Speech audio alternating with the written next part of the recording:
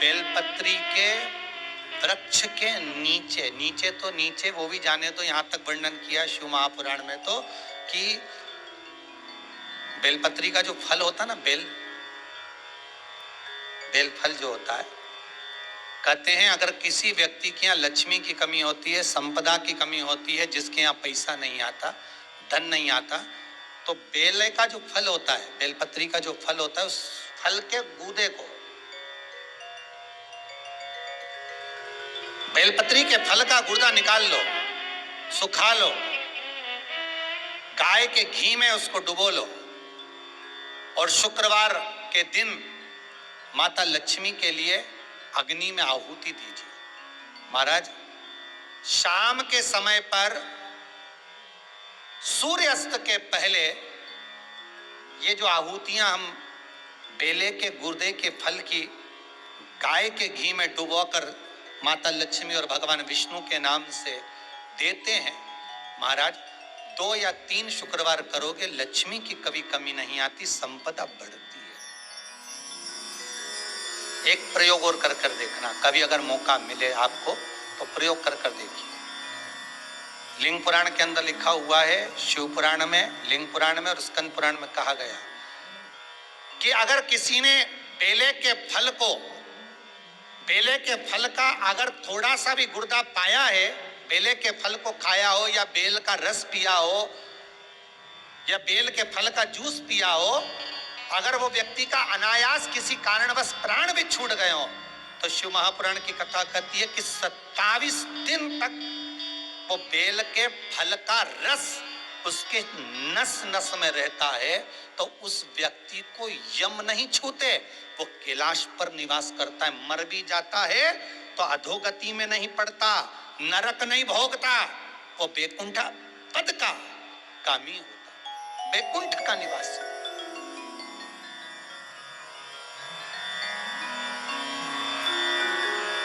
बैकुंठ का निवासी।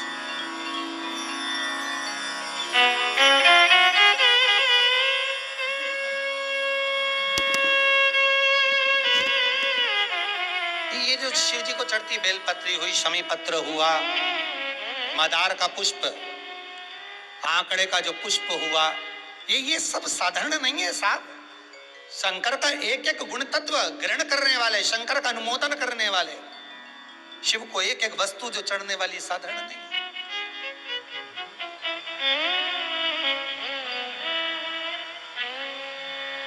महाराज, हम तो आपसे निवेदन पहले भी करे, आज फिर करते हैं। मान लो आपको ऐसा लगता है कि घर में बीमारियां ज्यादा घेर रही है, तो एक बेल का टुकड़ा, बेले का फल का एक टुकड़ा अपने ही घर में कहीं पर भी कटोरी में रख दीजिए, शिव का स्मरण करके सुख प्रदान करेगा। अगर थोड़ा बहुत रोग आ भी गया, निकल जाएगा, पर बड़ी बीमारी में कोई फंस नहीं पाएगा, ज्यादा जनहानि नहीं होगी, तकलीफ नहीं भोग पाएगा। शिव को प्रिय है। जहां पर देवराज के प्राण छूटे वहां बेलपत्री का पौधा है, बेलपत्री का वृक्ष है। हिंदू धर्म में आज भी रीति है, मरने वाले व्यक्ति, अब तो ये कोरोना महामारी में ना गाड़ी में भरे ने लेकर चले गए और जला दिया, पर पहले जो नियम था शास्त्रार्थ के अनुसार, जब कोई व्यक्ति मरता था उसको कंधे पर लेकर जाते थे, तो ले जाने के बाद में बीच राह में एक स्थान ऐसा आता था जहां पर अर्थी को उतारते थे, विश्राम स्थल पर उस अर्थी को उतारा जाता था।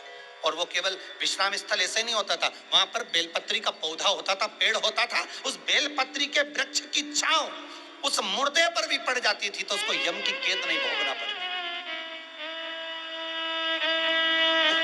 उसको यम की कैद, यम की त्राण नहीं भोगना पड़ती।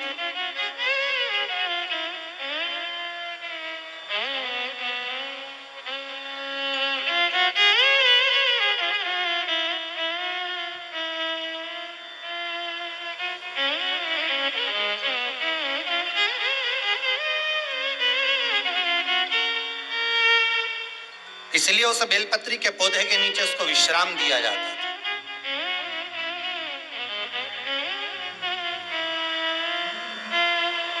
बेलपत्री के पौधे के नीचे उसको विश्रामता दी जाती। और देवराज नाम का ब्राह्मण चोरी के धन को लेकर जा रहा है और अगर अपने प्राणों को त्याग रहा है, ठोकर लगकर अगर गिरा है तो बेलपत्री के पेड़ के नीचे गिरा, उसकी छांव, उसकी छाया उस पर पड़ गई। अभी कथा में कहा था 5, 7, 11, 21 बेलपत्री की जो कुंज होती है, बेलपत्री के जो वन होता है, उसमें बैठकर भगवान का भजन किया जाए तो उसका फल 1000 गुना होता है। इस कुबेरेश्वर धाम में, जहां से कथा का ऑनलाइन प्रसारण हो रहा है, इस कुबेरेश्वर धाम में शंकर जी कुबेरेश्वर महादेव के दोनों साइड में हमारा पूरा प्रयास है कि बेलपत्री के पौधे ऐसे लगाए जाएं कि बीच में बैठकर लोग श्री शिवाय नमस्तुभ्यम या शंकर का अनुमोदन करते रहें। कोई दर्शन करने आए तो वहां बैठकर थोड़ी देर बेलपत्री की छांव में, चारों तरफ बेलपत्री और वो बैठकर भगवान शंकर का गुणगान करें। ये जरूरी नहीं है कि बेलपत्री के पेड़ के नीचे शंकर का शिवलिंग का निर्माण करोगे, पूजन करोगे तब फल मिलेगा। बेलपत्री के तो वृक्ष के नीचे आप थोड़ी देर बैठकर स्मरण कर लिए, उसका भी फल आनंदित है, उसका भी फल 4 गुना, 1000 गुना।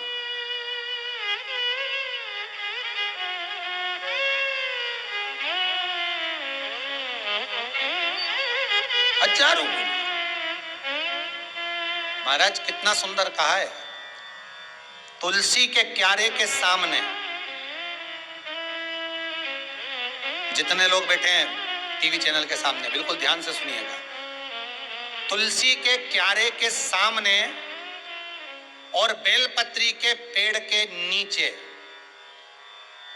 आप अगर 5 मिनट भी बैठकर भगवान का भजन करते हो, आप जिस मंत्र की माला करते हो उसका फल लाख गुना हो जाता, भले एक बार जपा क्यों ना।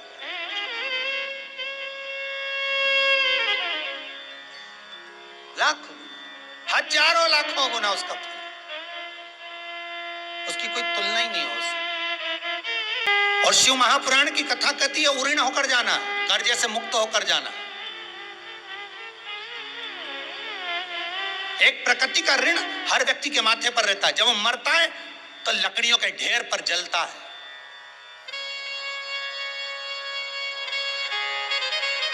और जिन लकड़ियों पर वो जला है उन लकड़ियों का ऋण उसके मस्तक पर चढ़ गया, फिर पैदा होगा उस ऋण को चुकाने के लिए।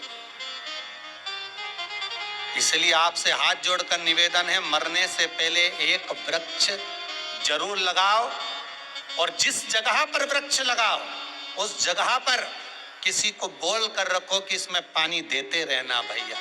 भले तू महीने का 5, 10, 50, 100, 500 जो ले लेना, पर ये वृक्ष बड़ा हो जाएगा। मैं मरूंगा तो ऋण लेकर नहीं जाऊंगा, कर्जा लेकर नहीं जाऊंगा, ऋण होकर जाऊंगा, ऋण से मुक्त होकर जाऊंगा। जिन लकड़ियों पर हम जलते हैं उससे पहले एक वृक्ष लगाकर जाने की जवाबदारी आपकी है, किसी दूसरे की नहीं।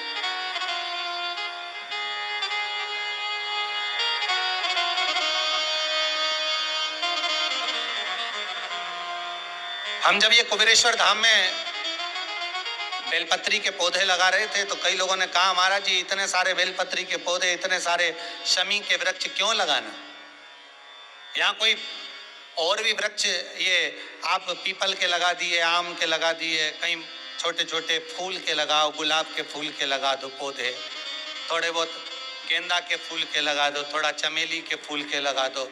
इस कुबेरेश्वर धाम में जब अच्छे अच्छे फूल के पौधे लगेंगे तो जितने लोग यहाँ दर्शन करने आएंगे उनको गार्डन का आनंद आएगा। गार्डन की मूलता फूल के पौधे से नहीं होती है महाराज,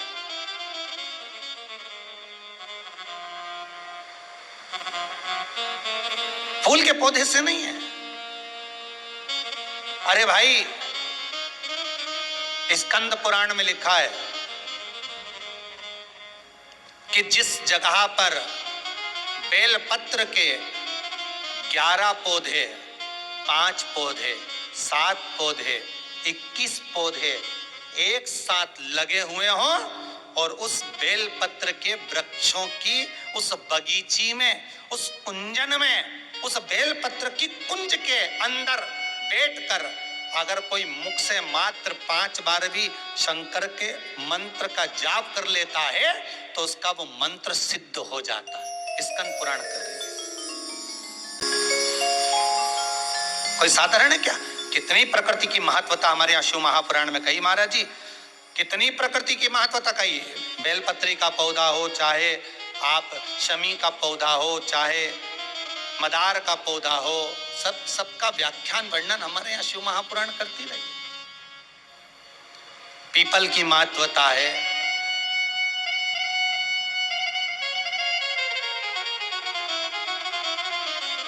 क्यों हमारे हिंदू धर्म में वृक्षों की पूजन कराई गई? क्यों हमारे हिंदू धर्म में इन नदियों की, तालाब की, सरोवर की, वृक्षों की आराधना क्यों कराई गई? क्योंकि प्रकृति को बचाने वाले, रोग को मुक्त करने वाले, बीमारी को हरने वाले यही होंगे, यही प्रकृति, यही वृक्ष, यही गौ माता, यही जलाशय, यही वायु।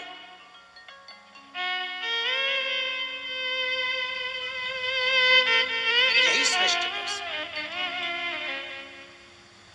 तो जरूरत नहीं महाराज, जरूरत हमको अपने को प्रबल बनाने की। तो मेरा निवेदन है, ये शिव महापुराण की कथा आज जो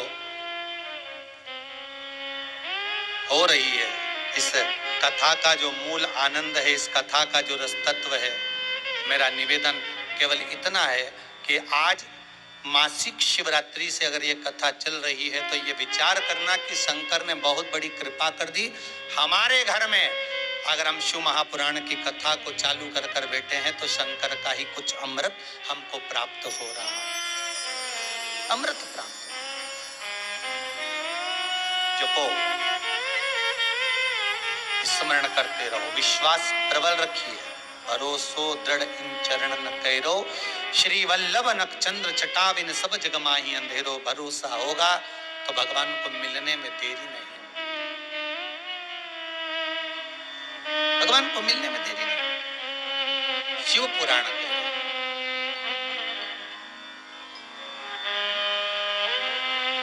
महाराज 24,000 श्लोक इस शिव महापुराण में है। 12 संहिताओं में इसको बांटा गया है, 12 खंड कर दिया।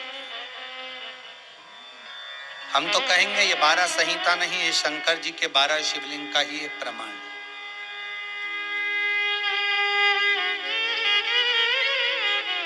स्वयं शिव शंकर का एक स्वरूप हमारे सम्मुख,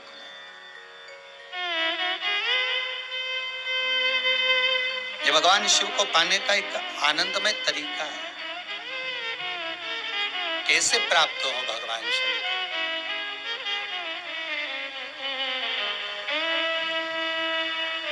कैसे प्राप्त? आया चरित्र, एक सुंदर प्रसंग कहा। एक देवराज नाम का ब्राह्मण है महाराज,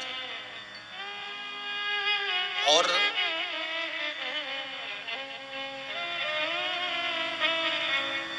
वो देवराज ब्राह्मण जिसकी बुद्धि में, जिसके भाव में कभी भगवत भजन है ही नहीं।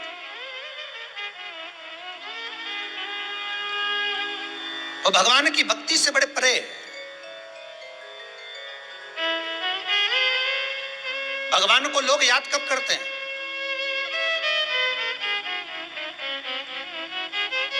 जब थोड़ा सा दुख आ गया, थोड़ी सी तकलीफ आ गई, तब लोगों ने कहा जरा देखना पंडित जी, जरा देखिए, जरा आज धर्म पत्नी की तबीयत बड़ी गड़बड़ चल रही है, थोड़ा सा महामृत्युंजय का जाप बिठा दीजिए।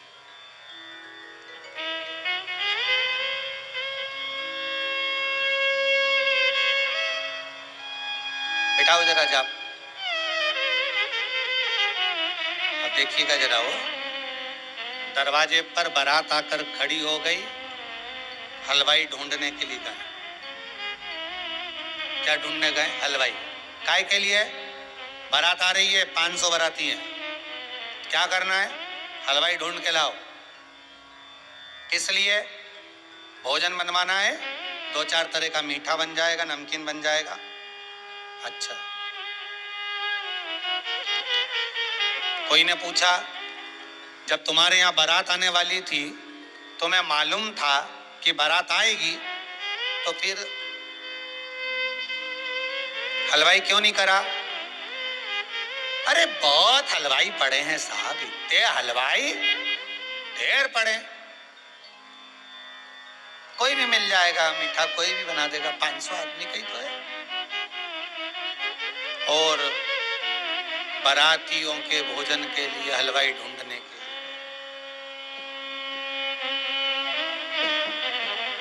हलवाई ढूंढने के लिए गए। और जब हलवाई ढूंढने के लिए गए, मिल गया, हलवाई भी मिल गया। अब इन्होंने कहा, साहब काजू कड़ी बना दो। अब हलवाई भी कैसा मिला है ध्यान दीजिएगा, काजू कड़ी बना दो। तो इन्होंने अपनी पत्नी को फोन लगाकर पूछा कि कड़ी कैसे बनाते? हलवाई ने, पत्नी ने कहा, एक काम करो, बेसन घोल कर छोका लगा दो और उसमें छाछ, दही, मई डाल दो, ठीक है, और उसके बाद उसमें काजू डाल देना, हो गई काजू कड़ी। अब जैसा हलवाई ढूंढ के लाओगे वैसी काजू कड़ी बन गई। अब बस जैसा ये विवाह का स्वरूप है वैसा हमारा स्वरूप है। कभी मंदिर नहीं गए, कभी शंकर का अनुमोदन नहीं करा, कभी दिल से शिव को याद नहीं करा, भय से करा है, भय से करा। किसी ने भय दिखाया, तुम्हारा शनि बेकार चल रहा है, शनि जी के मंदिर पहुंच गए। किसी ने भय दिखाया, तुम्हारा ग्रह नक्षत्र बेकार है, तो शंकर जी के जाप करा लिए। किसी पंडित जी ने कहा तुम्हारा ये नक्षत्र बेकार है, तुमने तुरंत अनुष्ठान करवा लिया। अरे कभी मन करे दिल से, ना शनि बेकार हो, ना राहु बेकार हो, ना केतु बेकार हो, ना कोई ग्रह बेकार हो, तुम्हारा मन कर जाए, पंडित जी फ्री हो क्या? हाँ साहब, महामृत्युंजय कर दो जरा।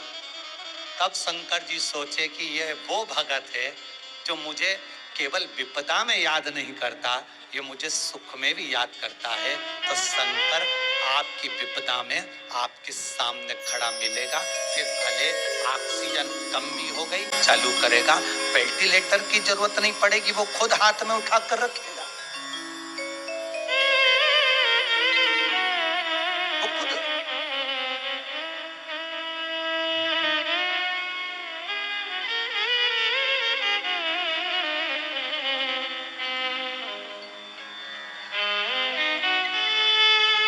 सम्मुख में खड़ा मिल रहा।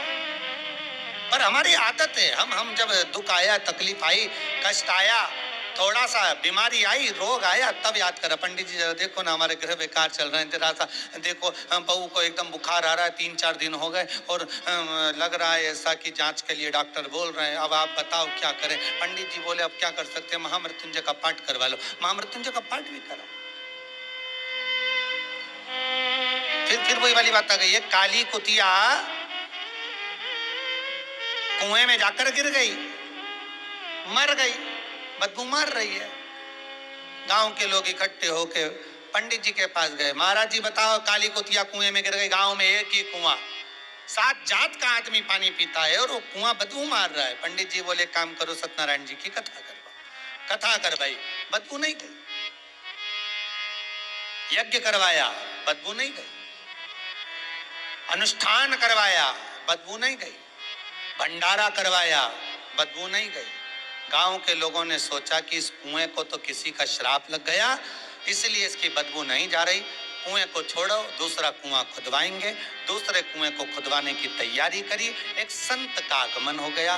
गांव के लोग संत के पास जाकर बोले, गुरुदेव गांव में एक ही कुआं, 7 जात का आदमी पानी पीता है, एक काली कुतिया उसमें आकर गिर गई, बदबू मार रहा है। हमने सत्यनारायण की कथा, यज्ञ, अनुष्ठान, दान, पुण्य सब कुछ करा, ब्राह्मण भोज भंडारा सब कुछ करा, पर कुएं की बदबू नहीं गई। संत बोले कुएं में से कुतिया निकलवाई, बस महाराज यही नहीं करवाया, बाकी का सब करवाया। संत बोले अरे भाई कुएं में से कुतिया निकाल कर बाहर फेंक देते, पानी को उलीस देते, दूसरा पानी आता तो बदबू नहीं मारता। ये कुएं की और कुतिया की कथा नहीं है, हमारी कथा है। मन रूपी कुएं में जब तक अहंकार रूपी कुतिया पड़ी है, तब तक वो भगवान का भजन में नहीं जाने देगी, स्मरण में नहीं जाने देगी।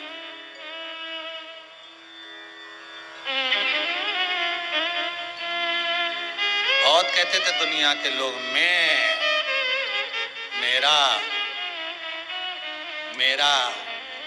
मेरे पास इतना धन, इतनी दौलत, इतनी संपदा, ऐसी सत्ता, चारों तरफ मेरा नाम चलता है, चारों तरफ। ओ महाराज, चारों तरफ मेरा नाम चलता है, इतने इतने वोट से तो हम जीतते हैं, हमारे पास में ये पद है। मालूम पड़ा जिस जगह जिस क्षेत्र से चुने गए, उसी क्षेत्र में मालूम पड़े बीमारी में मर रहे, और एक हॉस्पिटल में पलंग के लिए भी ऊपर तक फोन लगाना पड़ रहा है। अखबारों में न्यूज है महाराज, एक पलंग पाने के लिए भी अखबारों में न्यूज है, टीवियों पर दिखाया गया कि कई ऐसे प्राण त्यागे जो अच्छे अच्छे पद पर थे, और मालूम पड़े एक पलंग पाने के लिए, पलंग मिल जाए, ऑक्सीजन मिल जाए, वेंटिलेटर मिल जाए, उसके अब बताओ तुम्हारे वो अहंकार, तुम्हारी वो अभिमत्ता, तुम्हारा अहम कहां गया? तुम्हारा धन, तुम्हारी दौलत, तुम्हारी सत्ता, तुम्हारा वैभव कहां गया?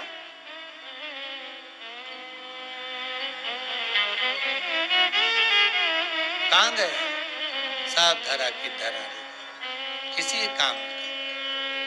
इसलिए फिर निवेदन है, जो इस दिल से आप भगवान शिव को रिझा लो।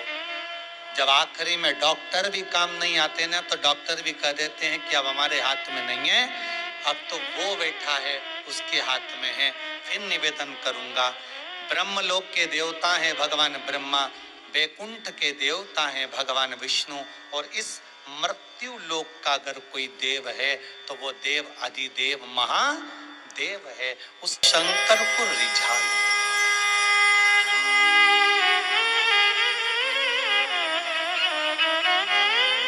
उस शिव को रिझा लो।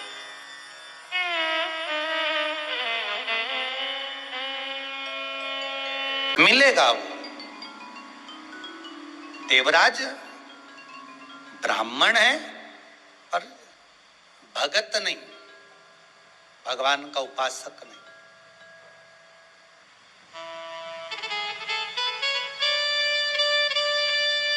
मृत्यु लोक में आ जरूर गए,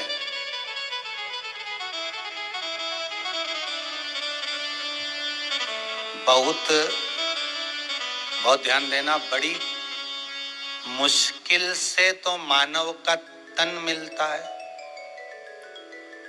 ना जाने कितने हाथ पैर जोड़े होंगे, तब जाकर यह मनुष्य का शरीर मिला होगा। और इस मनुष्य के शरीर को पा भी लो, और उससे भी ज्यादा कठिन हो जाता है भगवान का भजन।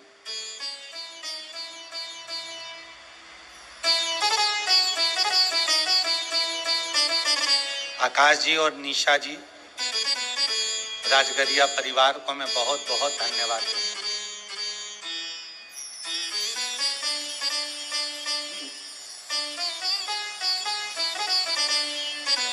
कमाया, जोड़ा, यहीं पे छोड़ा। धन्य है आकाश जी आप, निशा जी आप, राजगरिया परिवार, जो अपने माता पिता की स्मृति में शिव महापुराण की कथा केवल माता पिता के लिए नहीं, हम तो कहेंगे इस कोरोना महामारी में संपूर्ण विश्व को एक बल देने के लिए, एक ऑक्सीजन देने का काम ये शिव महापुराण की कथा करे।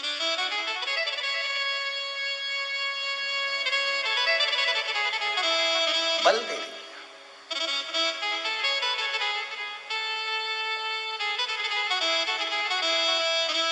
जोड़ा, छोड़ा, ये तो प्रकृति का नियम है कि आप जोड़े जोड़े और बाद में यहाँ छोड़े।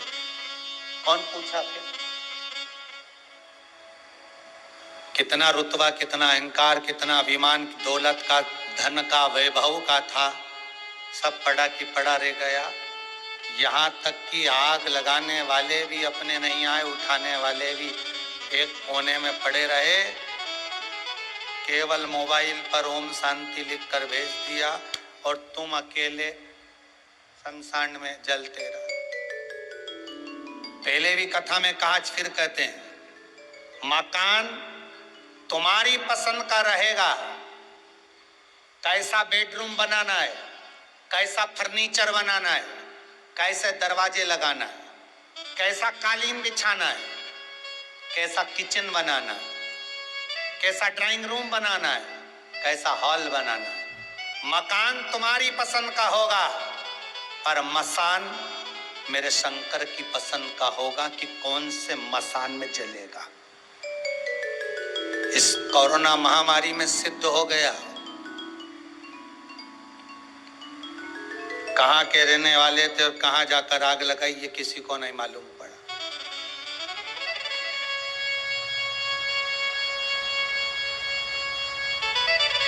और अभी भी कुछ नहीं गया। फिर निवेदन करते हैं, हर श्वास में शिव है। अगर लॉकडाउन लगा है, तुम्हारा शहर बंद है, मंदिर के दरवाजे बंद हैं, आप मंदिर नहीं जा सकते, आप शहर में कहीं तीर्थ में नहीं जा सकते, आपको कहीं जाना भी नहीं, आपको कहीं नदी स्नान आदि कहीं नहीं जाना। या तो शिव महापुराण की कथा करिए, श्वास श्वास में शिव रमा है। इस श्वास में शिव है तो शरीर है। श्वास में से शिव निकल गया, अर्थात ये शरीर में से श्वास निकल गई, शिव निकल गया तो केवल शव रह जाएगा। इसलिए निवेदन है, कहीं मत जाओ, घर में रहो, इस श्वास रूपी शंकर का अनुमोदन करो, श्री शिवाय नमस्तुभ्यम का जाप करो, ओम नमः शिवाय जपते रहो, बाबा से प्रार्थना करते रहो, भगवान कृपा करना, कृपा करुणा कर। देवराज ब्राह्मण है, ब्राह्मण कुल में जन्मा है देवराज, पर जन्म ले लेना एक अलग प्रसंग है, पर उस मनुष्य देह को पा लेना एक अलग प्रसंग है। मानव का शरीर मिल जाना ये तो भगवान की कृपा है कि मिला है। और उस मानव देह को प्राप्त करने के बाद अगर भगवान के भजन से वंचित रह गए तो उस मानव शरीर की कोई महत्वता नहीं, उस मानव शरीर की कोई मूलता नहीं है।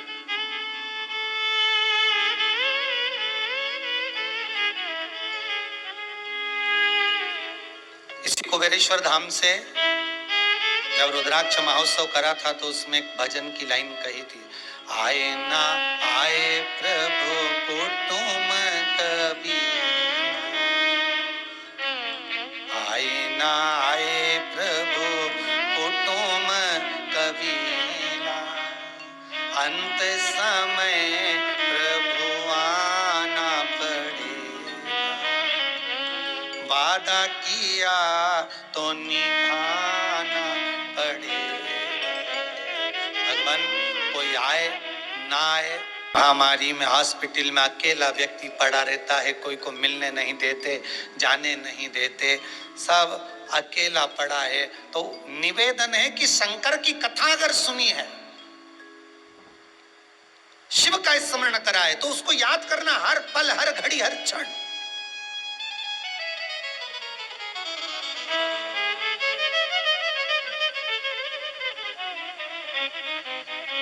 कोई आए ना आए, पर मेरा शंकर। कल की बात है, हमारे छिपरा वाले जवर परिवार में से एक भांजा कल फोन लगाकर बोला ऑफिस में कि गुरुदेव से हमारे एक परिचित है इंदौर में, उनके साले बीमार पड़े हुए हैं, 60% कुछ बीमारी हो गई है और हॉस्पिटल में, उसकी इच्छा है। शिव महापुराण की कथा सुनी है, डॉक्टर कह रहे हैं ठीक नहीं होगा तो वेंटिलेटर पर पहुंचाना पड़ेगा। उसकी इच्छा है कि एक बार जिस मंत्र को गुरुजी बताते हैं श्री शिवाय नमस्तुभ्यम, उस मंत्र को गुरुजी के ही मुख से सुनना है। फिर कल उस बालक से हॉस्पिटल में मोबाइल पहुंचवाकर मंत्र का स्मरण किया। बाबा कृपा करे, बता रहे हैं कि अब वो बालक ठीक है। अर्थात शंकर का अनुमोदन आप भी करिए। कोई रिश्तेदार, कोई नातेदार, कोई कुटुंब, कोई कबीला, तुम कितना भी तुम्हारे पास में धन होगा, दौलत होगा, सत्ता होगी, चाहे तुम्हारे पास में कोई सा भी पद होगा, कोई काम नहीं आएगा। आएगा तो मेरे अंत समय में शंकर ही काम। आए ना आए प्रभु कुटुंब कभी, अंत समय प्रभु आना पड़े। वचन दिया तो निभाना। जो वादा किया है शंकर है, त्रिकालदर्शी है, कैलाशी है, विनाशी है, शंभु, बस इतनी कृपा कर दो कि हम तुम्हारा भजन, हम तुम्हारा चित्त वृत्ति धारण करते रहे। ये मनुष्य की जो देह मिली है, मानव का शरीर मिला है, केवल भगवत भजन के लिए मिला है। हम भूल गए थे।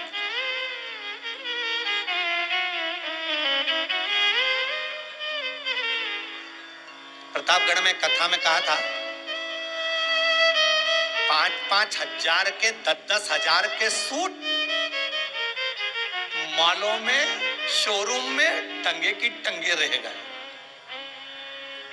प्रतापगढ़ की कथा में कहा था 10-10 हजार के चुन्नी बेस कपड़े, सूट, बूट, हेट सब मॉलों में, शॉपिंग मॉलों में जमे की जमे रह गए। और एक 10 रुपए का वो मास्क, कितने रुपए का? 10 रुपए का वो मास्क, इतना सा टुकड़ा करोड़ों का व्यापार करके निकल गया। प्रतापगढ़ की कथा में कहा था बड़ी बड़ी होटलों में लोग जिस कुनकुने पानी को गर्म पानी में नींबू निचोड़ के हाथ धोते थे,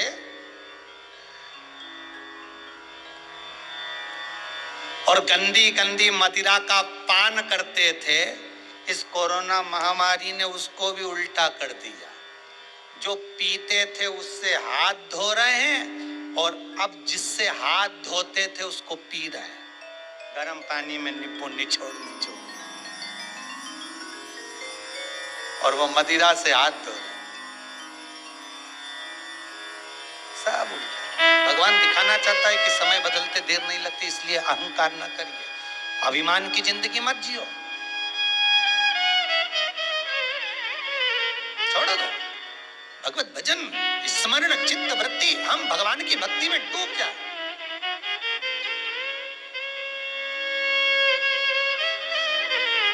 और इस कोरोना महामारी से भी अगर हमारा शरीर बचा हुआ है और भगवान आपको अगर जीवित रखा है तो उसको धन्यवाद देना, साधुवाद देना कि तेरी कृपा से बचाऊं। और ये शरीर, ये मन, सब कुछ तेरा है।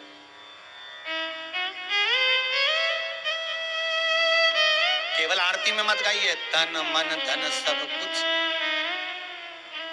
तेरा, केवल आरती में गाते हो, बाकी का समय तो हमेशा कहते रहते तन मन धन सब कुछ मेरा।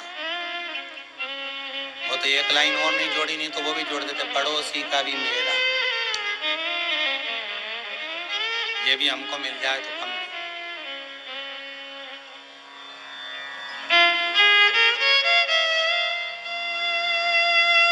मेरा मेरे पास रहने तो जो दूसरे का वो ला कर दे, क्या करे धन। महाराज सज धज के जिस दिन मौत की सहजादी आएगी, न सोना काम आएगा न चांदी। सब पड़ा। देवराज ब्राह्मण होकर ब्राह्मण कर्म से वंचित है। हम अपने कर्म से वंचित ना हो।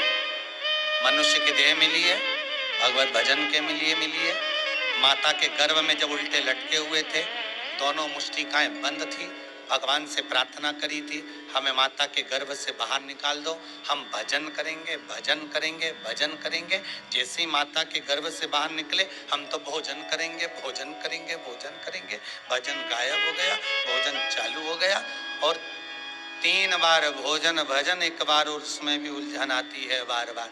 थोड़ी देर रिमोट लेके बैठे ही थे टीवी देखने के लिए, आस्था चैनल लगाया ही था कथा सुनने के लिए। सियोरवाड़ा महाराज आ रहा होगा, आज ऑनलाइन कथा चालू हुई है, उड़ीसा वाले करवा रहे हैं राउकेला से।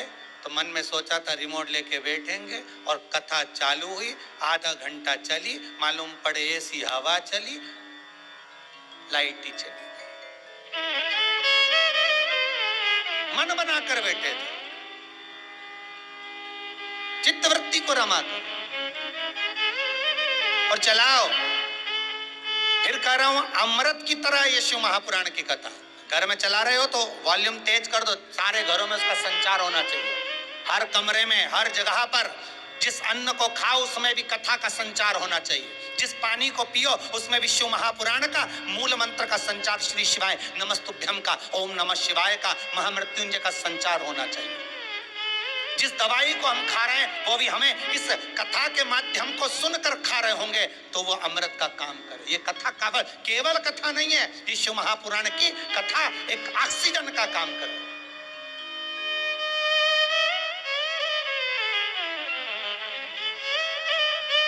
और विश्वास रखकर कहता हूं, जिसने 7 दिन की शिव महापुराण की कथा को श्रवण कर लिया, उसको ना तो ऑक्सीजन की जरूरत है, ना वेंटिलेटर की जरूरत है। बाबा चाहेगा तो वो कैलाश अधिपति शंकर का केवल अगर आपने गुणगान कर लिया, आप उसकी मस्ती में डूब गए, अपने आनंद में डूब गए। मन को, चित्त को इस सारी बीमारी से, व्हाट्सएप से, ये न्यूज़ों से, बीमारियों से हटाकर शंकर में अगर लगा दिया। हाँ, ये जरूर है, पहले दिन कथा में मन लगाना थोड़ा कठिन पड़ता है, क्योंकि पहले दिन तुम्हारी भी आदत थोड़ी ना रहती है 3 घंटा कथा में बैठने। देर पे ये देख लो, थोड़ी देर में नाटक देख लो, फिर थोड़ी देर खाया पिया 12-1 बजे, और खा पी के सोए, शाम के 5-6 बजे उठो, और सोने के समय पे ये महाराज आ गया कथा वाचन। अब 2 बजे से 5 बजे तक सोने का समय, और 2 बजे से 5 बजे तक कथा का समय, तो 3 घंटा बड़ी मुश्किल से, पहला दिन तो बड़ी मुश्किल से निकलता। बाबा रामदेव के सारे आसन लगा लोगे सुनते सुनते हो। कथा में दिल लगाना बड़ा कठिन पहले दिन, और पहले दिन अगर मन लग गया, फिर बाकी के 6 दिन तो भगवान कहां लगाएगा, और 7वां दिन कब हो जाएगा मालूम ही नहीं पड़ पाएगा, मालूम ही नहीं पड़ेगा कथा का।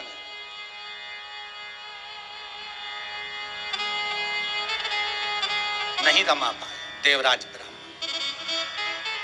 रमे, और देवराज ब्राह्मण की चित्तवृत्ति, मन नहीं।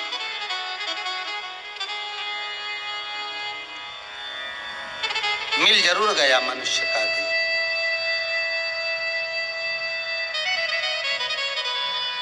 मानव का शरीर मिल जरूर गया, पर यह मानव का शरीर देवराज को मिला, पर देवराज ने इस मनुष्य शरीर को सत्कर्म में नहीं लगाया। थोड़ी देर अगर मन को लगा भी लेता तो ठीक था। जैसे एक संत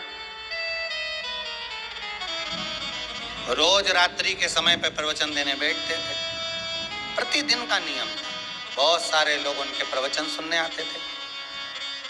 संत के यहाँ पर एक बिल्ली थी, वो बिल्ली इतनी समझदार हो गई थी संत के यहाँ रह रहकर कि वो भी प्रवचन सुनती। संत क्या करते कि आजकल तो ये लाइटें हो गई, संत उजाला करने के लिए, प्रकाश करने के लिए दिया जलाकर बिल्ली के सिर पे रख देते, और बिल्ली बैठी रहती और प्रवचन सुनती रहती। बहुत सारे लोग प्रवचन सुनने आते। अब प्रवचन सुनने वालों में भी बहुत सारी तरह के लोग रहते हैं। 4 तरह के लोगों का वर्णन तो पहले भी वर्णन किया है हमारा, 3 तरह का भी वर्णन किया। सोता, जो कथा में सोने के लिए आता है। सरोता, जो कथा को कतरने के लिए आता है, महाराज जी ने क्या बाचा क्या नहीं बाचा, क्या अच्छा बोला क्या बुरा बोला। दिन भर वो कथा सुनते समय कतरता ही रहता है कि महाराज को तो कथा ही बाजना नहीं आया, इनने तो ये बाज दिया, उनने तो यूं कह दिया, उनने तो ऐसा कह दिया। अरे कुछ अच्छा ग्रहण कर लो। बहुत छोटा सा मनुष्य का शरीर मिला, कब चले जाएगा, प्राण छूट जाएंगे। अच्छा और बुरा करने में हमने पूरी जिंदगी निकाल दी। और एक होता है श्रोता जो कथा सुनने आता है। महाराज जी जब प्रवचन देते थे तो बिल्ली के सिर पे प्रकाश करने के लिए दिया रख देते थे, प्रकाश करने के लिए, उजाला करने के लिए। तो बहुत सारे लोग प्रवचन सुनने आते थे, उसमें से एक व्यक्ति आता तो उसका प्रवचन में दिमाग कम जाता, बिल्ली में ही लगा रहता। गजब की बिल्ली है, और सिर पे दिया, गजब का दिया है, बताओ। बस वो आए और ऐसी ठोडी पे हाथ रख के बिल्ली को देखता है, प्रवचन में बन जाए। और केवल व्यक्ति देखता देखता नहीं रहे, ये सोचता रहता है कि आखिर ये प्रवचन में बिल्ली के सिर पे दिया जल रहा है, उजाला हो रहा है। संत कहते हैं कि जैसे अंधेरा ज्यादा होने लगता है तो बिल्ली को कहते खड़ी हो जा, तो बिल्ली दिया रख के खड़ी हो जाती तो उजाला और फैल जाता। इधर भगत ज्यादा हो जाते तो बिल्ली को इधर ले आते तो उजाला इधर से आ जाता। जितने लोग बैठते वो प्रवचन सुनते और वो उसका ध्यान बिल्ली में, और इसने मन में सोचा इस बिल्ली का कुछ करना पड़ेगा ये। और दूसरे दिन वो प्रवचन सुनने आया तो एक चूहा पकड़ लाया।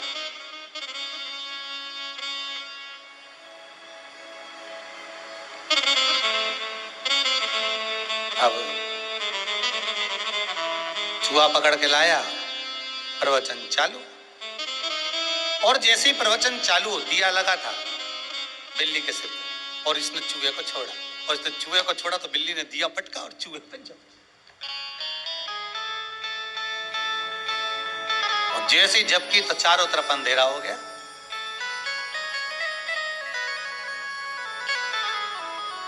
अब वो व्यक्ति जो बिल्ली के लिए चूहा लाया था, उसने खड़े होकर कहा, महाराज जी देख लो तुम्हारी बिल्ली को, इतना प्रवचन दिया तुमने, इतना ज्ञान की बातें कही तुमने, और बिल्ली ने 5 मिनट में अंधेरा कर दिया और वो चूहे पे झपक गई।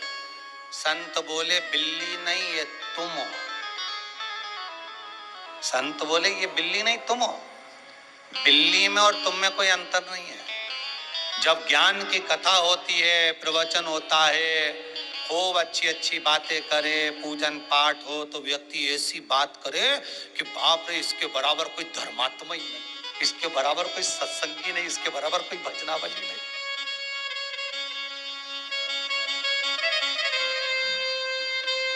इसके बराबर कोई सत्संग करने वाला, इसके बराबर कोई भजन करने वाला है ही नहीं। और जैसे ही प्रवचन पूर्ण हुआ, इसको कहते हैं हमारे यहाँ शमशानी वैराग्य। शमशान में जाते हैं तो ऐसा लगता है सब बेकार है, साहब सब छोड़कर, इसको शमशान में। और जब जैसे ही प्रवचन पूरा हुआ, और प्रवचन पूरा होते से जैसे ही चप्पल पहनकर गया, वैसे ही फोन लगाकर पूछा कितने का, क्या हुआ क्या नहीं हुआ। बस ये फिर समझ लो ज्ञान का प्रकाश था, दिया नीचे गिरा और अंधेरा हो गया। मतलब चूहा आया और झपक गए, बस वो अज्ञान का अंधेरा फिर आ गया।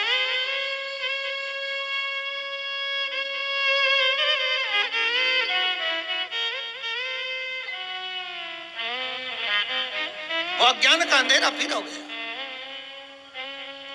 फिर वो अज्ञान का अंधेरा सामने आ गया। अरे भाई, देवराज ब्राह्मण कुल में जन्मा, ब्राह्मण कर्म नहीं कर पाया, और ब्राह्मण कर्म ना कर कर एक बार चोरी कर कर धन लाया।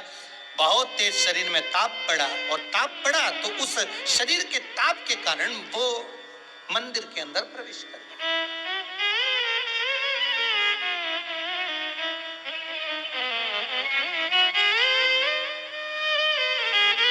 शरीर के ताप के कारण मंदिर में प्रवेश किया, और मंदिर में जैसे ही प्रवेश करा, शरीर में ताप था, जो चोरी का सामान था उसको रख कर बैठ गया। वहीं पर महाराज जी एक कहीं कोने में बैठे, कहीं पर बैठकर एक पंडित जी शिव महापुराण की कथा बाच रहे थे, शंकर का अनुमोदन कर रहे थे, शिव महापुराण का वर्णन कर रहे थे। थोड़ी थोड़ी देर में हर हर महादेव बोल रहे थे।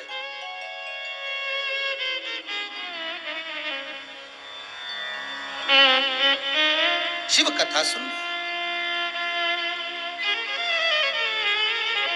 अच्छा, जिसका मन शिव महापुराण में रमता है ना, तो उसको कहने की जरूरत नहीं पड़ती, वो तो ढूंढता रहता है। देखना जरा, चैनल लगा शिव पुराण आ रही होगी महाराज, जरा देखो जरा। जिसको आदत रहती ना शिव पुराण सुनने की, फिर उसका मन कहीं लगता ही नहीं। शिव पुराण के जो श्रोता होते हैं ना, शंकर के जो भगत होते हैं ना, बड़े अड़भंगी होते हैं, उनका मन ही नहीं लगता। जरा देखना, जरा महाराज आ रहा होगा, चला जरा चैनल चेंज कर, देख कहां पर आ रही शिव पुराण महाराज की, जिनकी आदत में शंकर की कथा।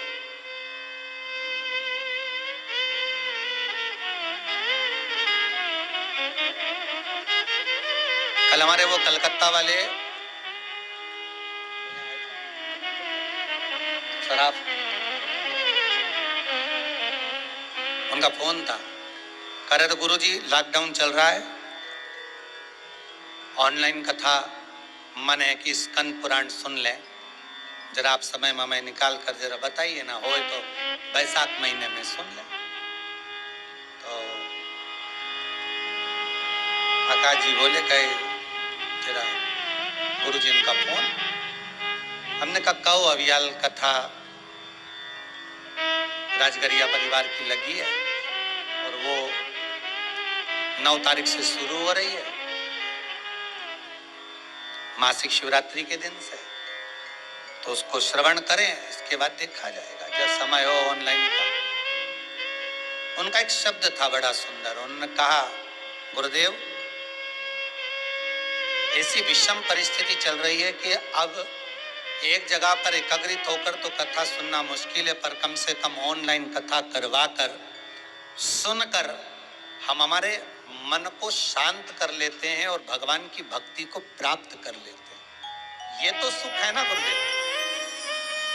और ईमानदारी की बात बोलूं मैं, आकाश जी, निशा जी, राजगरिया परिवार से हम भले मिले नहीं हैं, क्योंकि ये बुकिंग भले अपने आशीष जी पर कराई है, आशीष जी से बात कर आपसे हमारा मिलना नहीं हुआ, पर टीवी चैनल के माध्यम से कथा अगर आप सुन रहे हैं तो हमको ऐसा महसूस हो रहा है कि राजगरिया परिवार के सदस्य, भले ये हॉल पूरा खाली हो, यहाँ कोई नहीं, केवल कुबेरेश्वर महादेव की ये भूमि, गौशाला, भोजन भंडारा, बाबा का आशीर्वाद, और ऐसा लगता है कि आप ही नहीं, पूरे जहां जहां लोग टीवी चैनल के माध्यम से कथा सुन रहे हैं, तो ऐसा लगता है कि सारे श्रोता एक जगह पर, आपका मन यहाँ लगा है ना, तो ऐसा लगता है कि आप सब यहाँ बैठकर कथा का रसास्वादन करें, इस कथा को सुन और दिल से सुन रहे हो ना आप। मेरा विश्वास है बाबा आपको दिल से आशीर्वाद भी प्रदान करें, जितने लोग भी सुन रहे हैं आशीर्वाद प्रदान करेगा।